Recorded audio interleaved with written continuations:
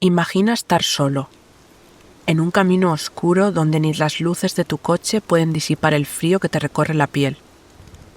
Un lugar donde las sombras parecen moverse por sí solas, y cada sonido hace que te preguntes si realmente estás solo.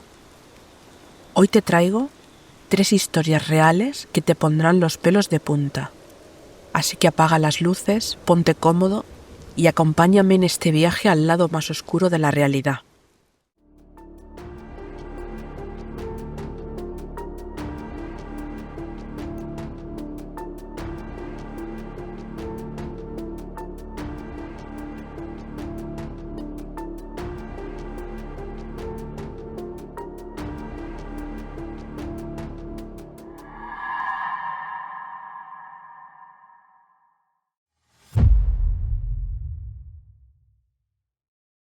Comencé a trabajar como policía en un pequeño pueblo del norte de España.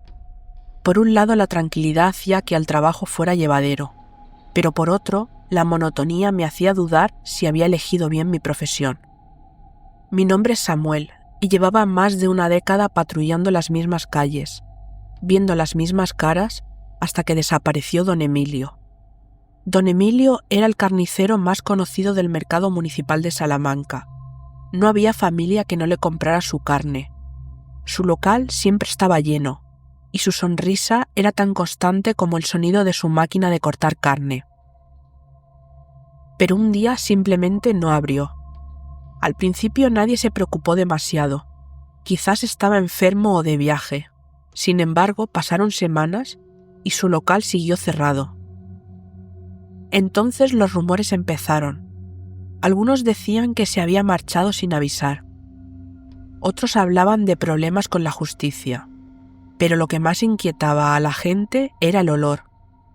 El mercado se llenó de un hedor insoportable. Los comerciantes pensaron que algún animal se había quedado atrapado en su bodega. Nadie imaginaba lo que realmente estaba pasando. Una tarde, mientras revisaba un reporte de vandalismo, recibí la llamada. La dueña del puesto de frutas, doña Carmen, no soportaba más el olor que venía del local. Me pidió que fuera a revisar. Al llegar, el hedor me golpeó como una pared. Cubriéndome la nariz con la camisa, me acerqué.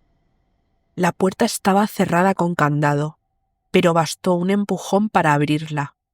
Dentro, la penumbra hacía el ambiente aún más inquietante. Los congeladores seguían encendidos, pero lo que vi dentro me dejó helado. No era carne de ternera ni de cerdo lo que estaba empaquetado en los estantes. Eran restos humanos. Mi estómago se revolvió al ver bandejas envueltas en plástico, con brazos, piernas, rostros. Me tambaleé intentando procesar lo que veía. Apenas pude llamar a mis superiores con palabras entrecortadas. En minutos, el mercado estaba cerrado y la policía aseguraba la escena. La multitud se amontonó fuera, exigiendo respuestas que no podía dar. Cuando los forenses llegaron, descubrieron algo aún peor.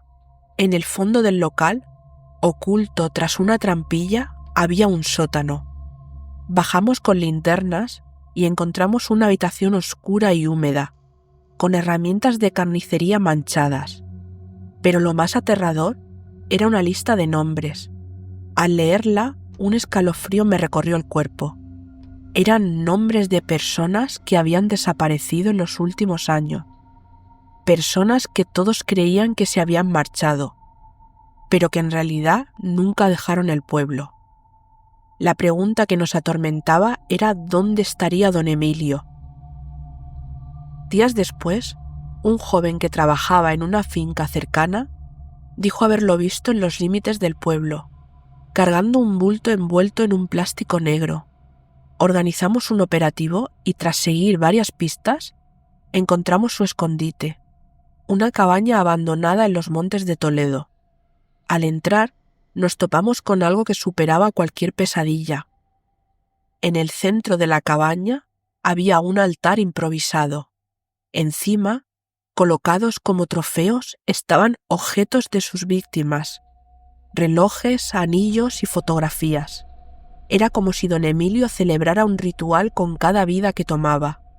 pero él no estaba allí. Solo encontramos una nota clavada en la pared. Las palabras escritas con letras grandes y temblorosas se quedaron grabadas en mi mente. No podréis atraparme, la carne es vida. La búsqueda se intensificó, pero don Emilio se desvaneció. La investigación reveló una verdad aún más perturbadora. La carne que vendía su carnicería no era solo de cerdo. Durante años había estado mezclando carne humana con la que vendía. Era imposible saber cuántos habían consumido sin saberlo a las víctimas de este monstruo.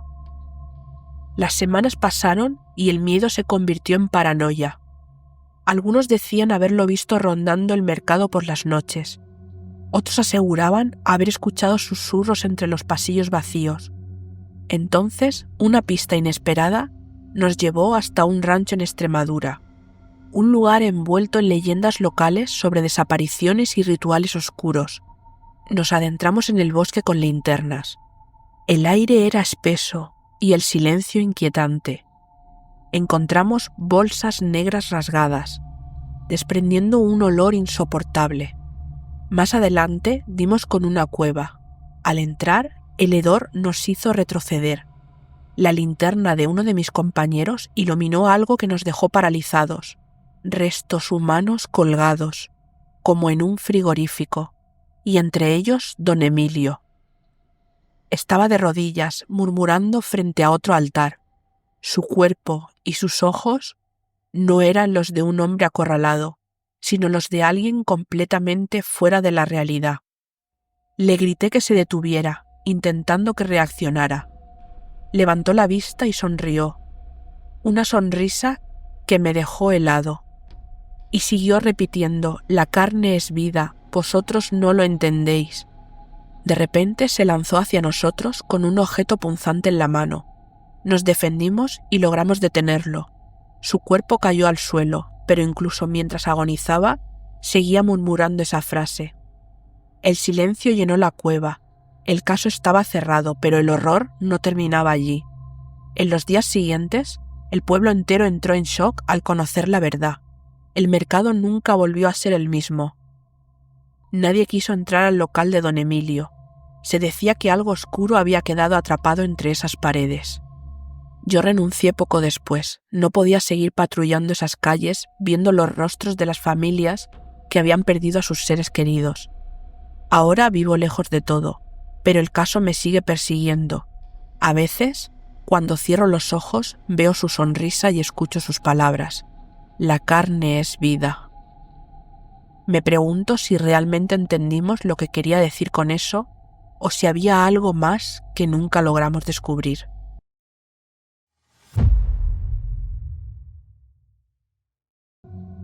Siempre he creído que las calles guardan secretos. Como detective en una ciudad tan grande como Sevilla, he sido testigo de robos, desapariciones y secuestros, pero nada me preparó para lo que encontré en el callejón de San Vicente. Todo comenzó con la desaparición de Juan. Apenas tenía 8 años y su madre, una mujer humilde que trabajaba como limpiadora, llegó a la comisaría llorando, diciendo que su hijo había desaparecido mientras jugaba en la calle. Lamentablemente, los niños que viven en barrios marginados suelen ser invisibles para las autoridades. Sin embargo, algo en la forma en la que la madre hablaba de él, de su sonrisa y de sus sueños, me tocó profundamente. Decidí tomar el caso personalmente, aunque mis superiores me advirtieron que probablemente sería una pérdida de tiempo. Al principio no había muchas pistas. El callejón estaba lleno de grafitis y basura, un laberinto de paredes de ladrillo y pasadizos oscuros. Pregunté a los vecinos, pero la mayoría estaba demasiado ocupada con sus propios problemas como para notar algo. Algunos mencionaron haber visto una furgoneta blanca rondando la zona días antes, pero nadie pudo darme detalles concretos. Entonces Juan no fue el único. En las semanas siguientes, otros 3 niños desaparecieron. 2 hermanos que vendían dulces en la plaza y un chico que ayudaba a lavar coches. El patrón era claro. Todos eran niños pobres olvidados por el sistema. Mi investigación me llevó a seguir pistas que no tenían sentido. rumores sobre un hombre que ofrecía trabajos a los niños, susurros sobre una organización que pagaba por especímenes jóvenes. Cuanto más investigaba, más sentía que algo mucho más grande estaba ocurriendo, algo que superaba cualquier caso que hubiera enfrentado. Una noche, mientras recorría el callejón, encontré una muñeca rota en el suelo, justo donde uno de los niños había sido visto por última vez. Parecía un detalle insignificante, pero al recogerla vi algo extraño. Estaba marcada con un símbolo, un círculo dividido con una cruz. Esa misma noche recibí un sobre en mi puerta. Dentro había una foto de Juan con los ojos cerrados, con un fondo que no podía identificar. La nota decía solo: no sigas buscando. Esa foto me quitó el sueño, no solo porque mostraba a Juan con los ojos cerrados como si estuviera dormido, sino porque reconocí el lugar. Las paredes deterioradas y el suelo de mosaicos rotos correspondían a un edificio abandonado en la zona industrial de la ciudad, un lugar que ya había visitado en mis rondas. A la mañana siguiente, sin esperar la autorización de mis superiores, me dirigí al lugar. El edificio era una antigua fábrica textil que había cerrado hacía años. Al entrar, el aire estaba cargado de humedad y de polvo, y el silencio era casi ensordecedor. Comencé a buscar pistas, cualquier cosa que pudiera conectar ese lugar con las desapariciones. Subí por unas escaleras oxidadas y recorrí las habitaciones vacías. Finalmente, en una del segundo piso, encontré algo que me heló la sangre. Un colchón sucio, juguetes viejos y ropa infantil apilada en un rincón. Mi corazón se aceleró al notar un detalle. Entre las prendas había una camiseta azul con el logotipo de un equipo de fútbol infantil, la misma que la madre de Juan describió que llevaba puesto el día en que desapareció. Llamé a la estación para pedir refuerzos, pero mientras esperaba, escuché un ruido, un susurro seguido de pasos ligeros. Avancé con cautela hacia el origen del sonido. En un cuarto cercano encontré algo que jamás olvidaré: una grabadora encendida reproduciendo el llanto de un niño. Era una trampa. Antes de poder reaccionar, alguien me golpeó por detrás. Desperté atado a una silla en una habitación oscura. Frente a mí había un hombre con bata blanca, como si fuera médico. Su rostro era inexpresivo y sus ojos vacíos. «Sabía que vendrías», dijo mientras revisaba unas herramientas en una mesa cercana. «Siempre vienen». Intenté hablar, preguntándole que quién era y que qué estaba haciendo allí, pero él ignoró mis palabras. Luego mencionó algo que me dejó helado. «Los niños son recursos para un propósito mayor, no lo entenderías». Sentí un nudo en el estómago. La desaparición de esos niños no era un accidente ni un acto aislado de crueldad. Era parte de algo mucho más grande, algo organizado. Antes de que pudiera procesar sus palabras, escuché un ruido fuerte. Eran los refuerzos que había solicitado. El hombre se sobresaltó y corrió hacia la puerta trasera. En el caos, logré liberarme de las ataduras y lo seguí. Lo alcancé en un sótano oscuro donde lo perdí de vista. Allí encontré algo más perturbador: varias camillas con cuerpos pequeños cubiertos por sábanas. Sentí que las piernas me temblaban, pero seguí hacia adelante. El hombre escapó y aunque encontramos pruebas suficientes para cerrar el edificio como escena del crimen, no logramos detenerlo. Las camillas contenían restos de varios niños desaparecidos, pero no de todos. Algunos seguían sin aparecer, incluido Juan. Esa noche, mientras redactaba mi informe, no podía dejar de pensar en las palabras del hombre. Recursos, propósito mayor. Decidí seguir investigando por mi cuenta, siguiendo la única pista que me quedaba: el símbolo en la muñeca rota que encontré en el callejón. Después de varios días de investigación, descubrí que ese símbolo estaba relacionado con una organización conocida como El Taller. Los rumores decían que operaban a nivel nacional, utilizando hospitales y laboratorios privados para realizar experimentos ilegales. Lo que más me inquietaba era un patrón. Cada vez que un hospital privado cerraba repentinamente, varios niños desaparecían en la zona. Las piezas comenzaron a encajar. Entre los documentos incautados en la fábrica, encontré una dirección, un almacén en las afueras de la ciudad, registrado a nombre de una empresa fantasma. Esa noche fui al almacén. El lugar parecía vacío, pero el aire estaba cargado de tensión. Abrí la puerta con cautela y lo primero que vi fue una fila de jaulas, cada una con un niño dentro. Algunos apenas conscientes, otros llorando en silencio. Mi corazón se rompió al ver sus rostros, pero no estaba solo. Antes de poder reaccionar, el hombre de la bata apareció de entre las sombras, acompañado por 2 guardias armados. «Sabía que volverías», dijo con una sonrisa fría. «Siempre vuelven». Uno de los guardias me golpeó, tirándome al suelo. Me inmovilizaron mientras el hombre se inclinaba hacia mí. «Eres un hombre curioso, pero eso no te salvará». En ese momento escuché sirenas a lo lejos. Había enviado un mensaje a un compañero de confianza antes de venir. Los refuerzos llegaron justo cuando el hombre trataba de huir en un vehículo que desapareció en la noche. Liberamos a los niños y los trasladamos a un hospital. Entre ellos encontré a Juan. Estaba débil y traumatizado, pero vivo. No pude contener las lágrimas al verlo. Sin embargo, la victoria fue amarga. Sabía que el taller seguía operando en las sombras y que Juan era solo uno de esos muchos. El caso dejó una marca que nunca podré borrar. Aunque Juan regresó con su familia, las cicatrices en su mente y cuerpo serán un recordatorio constante de lo que vivió. Los demás niños liberados tenían historias similares, pero ninguno podía explicar del todo lo que les habían hecho en el taller. A pesar del éxito parcial de la operación, me dejó un sabor amargo. El hombre de la bata había desaparecido, y aunque los guardias detenidos dieron algunos nombres, nada nos llevó a la raíz de la organización. Mis superiores cerraron el caso como un triunfo, pero yo sabía que apenas habíamos rascado la superficie. Comencé a notar cosas extrañas después de ese día. Coches estacionados cerca de mi casa, llamadas que terminaban en silencio cuando contestaba. Sabía que mi vida ya no sería la misma. Mi insistencia en seguir investigando el taller había llamado la atención de personas peligrosas. Renuncié a la fuerza policial poco después, pero no porque quisiera rendirme. Sabía que trabajar desde dentro no me permitiría llegar al fondo de esto.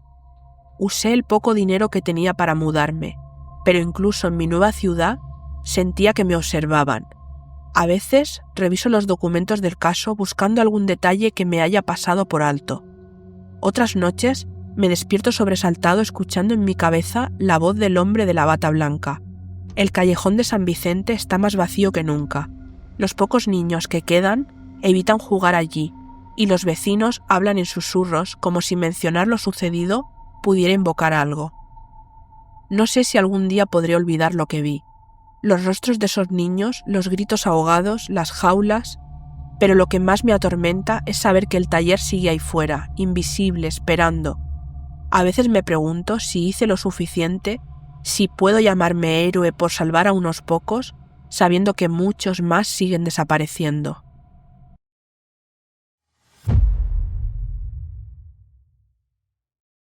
Mi carrera como periodista siempre me llevó a investigar lo insólito, pero nada me preparó para lo que descubrí sobre Ignacio Salazar, un escultor cuya obra fascinaba a la élite del arte en España. Sus esculturas hiperrealistas eran tan perfectas que parecía que no solo capturaban la forma, sino el alma misma de sus sujetos. Sin embargo, todo cambió cuando su taller en Madrid se incendió. Lo que inicialmente parecía un accidente se convirtió en algo mucho más oscuro. Los bomberos encontraron restos humanos entre las cenizas. Al principio se pensó que eran cuerpos de indigentes, pero un forense descubrió algo inquietante. Los restos estaban incrustados en las esculturas. Mi jefe me asignó la historia, pensando que podía ser una oportunidad importante. Lo primero que hice fue investigar la vida de Salazar. Era un hombre que había emergido de la nada. Nadie conocía su pasado, ni su familia, ni sus amigos. No había registros de su formación. Cuando llegué al taller incendiado, el aire aún olía a cenizas. Las esculturas destruidas estaban esparcidas, pero algunas seguían mostrando detalles demasiado perfectos para ser de mármol o arcilla. Una en particular me llamó la atención. una figura femenina en una postura de sufrimiento, como si estuviera gritando. Decidí profundizar más. Al investigar las exposiciones de Salazar, noté algo extraño. En las ciudades donde se habían mostrado sus obras, varias personas habían desaparecido. La conexión entre las desapariciones y sus esculturas era innegable. Las víctimas, en su mayoría, estaban relacionadas con él. Algunas habían trabajado como modelos, otras como asistentes, pero nadie había asociado sus desapariciones con Salazar hasta ese momento. Un día encontré un catálogo privado de una exposición exclusiva que Salazar había presentado en la mansión de un coleccionista adinerado. Una de las esculturas que mostraba me resultaba familiar. Era el rostro de Clara García, una joven que había desaparecido años atrás tras asistir a una exposición de Salazar. Al mostrar la foto del catálogo a su hermana, ella no pudo evitar derrumbarse. No había duda. Esa escultura era Clara. A pesar de las pruebas, nadie me creyó. La policía se negó a investigar a un artista tan influyente sin pruebas más sólidas. Mi investigación me llevó hasta Antonio, un ex asistente de Salazar, que me confesó algo aún más perturbador. Salazar no trabajaba con arcilla, sino con cuerpos humanos. Solo usaba los más perfectos, aquellos con proporciones ideales. Él me habló de su obsesión con la eternidad, con la necesidad de preservar el cuerpo humano más allá de la muerte. Una noche recibí una dirección anónima junto con una sola palabra: ven. A pesar de saber que podría ser una trampa, decidí ir. La dirección me llevó a una mansión en las afueras de la ciudad. Parecía abandonada, pero al entrar me encontré con algo indescriptible. Las paredes estaban decoradas con pinturas grotescas y en el centro de la sala principal estaba Salazar esperando. A su alrededor, las esculturas no parecían simplemente obras de arte, eran trofeos. Salazar me habló de su creación, de cómo las esculturas no solo representaban la perfección humana, sino que eran una manera de alcanzar la eternidad. El cuerpo humano, según él, era la forma más pura de arte y no debía dejarse pudrir. Intenté huir, pero antes de llegar a la puerta, las esculturas comenzaron a moverse. Sus ojos inmóviles antes, ahora parecían llenarse de una vida grotesca. Me rodearon lentamente como si esperaran algo de mí. Cada una de esas figuras era su obra maestra, y él no pensaba dejarme ir. Fue entonces cuando me di cuenta de que no solo había sido testigo de algo macabro, sino que yo también era parte de su colección. Logré escapar de la mansión, pero la pesadilla nunca me abandonó. Las imágenes de lo que vi y las esculturas siguen persiguiéndome. En mi coche, aún temblando, me di cuenta de que no podía escapar de lo que había presenciado. Mi jefe, al recibir mi informe, no me creyó. Pensó que era una historia sensacionalista, algo sacado de un guión de película. Sin embargo, era verdad, y me resultaba imposible volver a ese lugar para obtener pruebas. Pasaron las semanas, pero nunca me sentía a salvo. Sentía que alguien me observaba. En más de una ocasión vi sombras moviéndose fuera de mi ventana. Una noche recibí un sobre sin remitente. Dentro había una foto de una escultura con mi rostro. La expresión era de puro terror, y la obra estaba firmada con las iniciales de Salazar. Hoy, cada vez que paso frente a un espejo, no puedo evitar preguntarme si alguna vez estaré libre de esta pesadilla. El rostro de Salazar y sus esculturas están en algún lugar esperando. Tal vez no hoy ni mañana, pero sé que en algún momento seré parte de su colección. Espero que te hayan gustado estas historias inquietantes. Y ahora, antes de que se apague la luz, no olvides suscribirte al canal para que sigamos pasando miedo juntos. Buenas noches y que tengas dulces pesadillas.